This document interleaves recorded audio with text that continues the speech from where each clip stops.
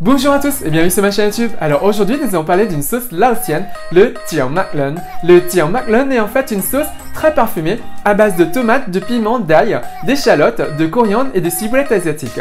On va également mettre de la sauce de poisson, donc si vous êtes vegan, vous pouvez ajouter de la sauce de poisson vegan. Et sinon c'est une recette très délicieuse. Et sinon pour la recette, c'est tout de suite. Pour cette recette vous aurez besoin de 4 tomates, 6 gousses d'ail, 3 piments, 3 échalotes, 3 cuillères à soupe de nuoc nam, 3 tiges de ciboulette asiatique, un tiers de botte de coriandre et une demi-cuillère à café de sel. Donc tout d'abord, concernant la ciboulette asiatique, on coupe la base et on va couper les tiges en tronçons. Vous pouvez couper en plus fin si vous le souhaitez. Voilà, on gardera une tige qu'on va ciseler et qui nous servira pour la présentation.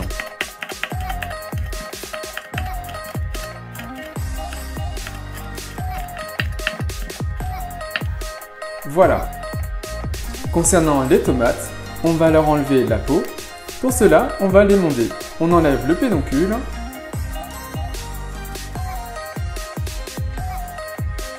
On retourne la tomate et on va entailler une croix à l'arrière, comme ceci. Voilà. Ensuite, prenez une casserole et faites bouillir de l'eau.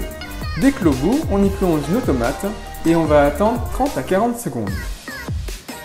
Au bout des 30 à 40 secondes, voilà, la peau va s'enlever très facilement, vous voyez. On les réserve dans de l'eau glacée. Si vous n'avez pas d'eau glacée, ce n'est pas grave, on va juste les réserver dans de l'eau froide. Maintenant, faites chauffer une poêle à feu fort et on va y déverser l'ail, le piment et l'échalote. Et en fait, on va les griller un peu. Ça va également les faire suer un peu. Si vous ne voulez pas utiliser la poêle, vous pouvez tout à fait les passer au four en position grill ou bien les griller directement sur un grill sur la flamme. Et en fait, ça va permettre de dégager les arômes. Une fois cela fait, on les met de côté et on va les laisser refroidir pour pouvoir les manipuler. Voilà.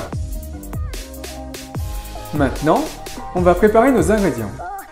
On prend la tomate, elle se présente comme ceci, et on va enlever la peau de la tomate tout simplement, comme ça. Voilà. Concernant l'échalote, on va enlever la partie extérieure. Donc, on coupe les extrémités et on enlève la couche extérieure. Vous allez voir, l'échalote aura commencé à cuire et à ramollir.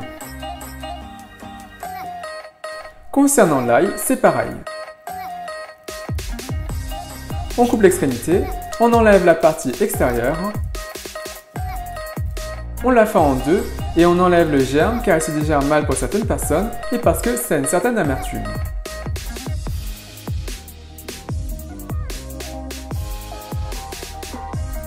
Et voilà, et maintenant que c'est fait, on va s'occuper des autres gousses d'ail. Pour le piment, ils sont grillés et on va les utiliser tels quels. Tous nos ingrédients sont maintenant prêts. Maintenant, on va passer le tout au mortier. Donc prenez un mortier, on y dépose l'ail, l'échalote et le piment et on ajoute la ciboulette, on ajoute le sel et on va réduire le tout en bouillie. On va faire une sorte de pâte. À la place du mortier, certaines personnes passent le tout au mixeur. Vous pouvez tout à fait utiliser le mixeur, mais ça aura moins de goût. On peut également outrepasser la partie où on grille les ingrédients, mais c'est pareil, on perd en goût. Voilà, notre pâte est faite. C'est pas une bouillie et on voit encore les fibres. On ajoute maintenant une tomate et on va la réduire en purée. On peut ajouter les autres tomates en morceaux ou hachées si ça vous arrange. Attention, ça va un peu gicler un peu partout.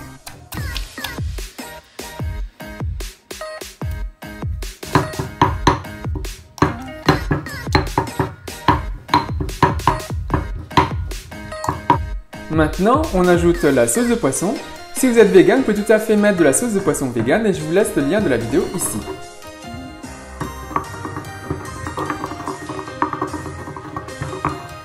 On prend maintenant la coriandre, je l'ai préalablement lavée. On coupe la base qu'on ne va pas garder et on va hacher la coriandre grossièrement. Ça sent vraiment bon la coriandre.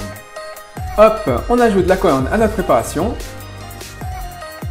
On ajoute la ciboulette ciselée. La coriandre et la ciboulette vont apporter beaucoup de fraîcheur et un côté vert. On mélange le tout. Waouh, ça sent vraiment trop bon et j'ai hâte de goûter la sauce avec du riz gluant. Alors, pour vous montrer de plus près, la sauce se présente comme ceci. La texture est un peu pâteuse, c'est juste parfait. Je m'en sers aussi comme sauce pour salade ou pour accompagner des plats avec de la friture ou même les galettes de poisson thaï. C'est très pratique. Et maintenant, le petit test. C'est trop bon et c'est super parfumé. Et il ne me reste plus qu'à vous souhaiter une bonne dégustation.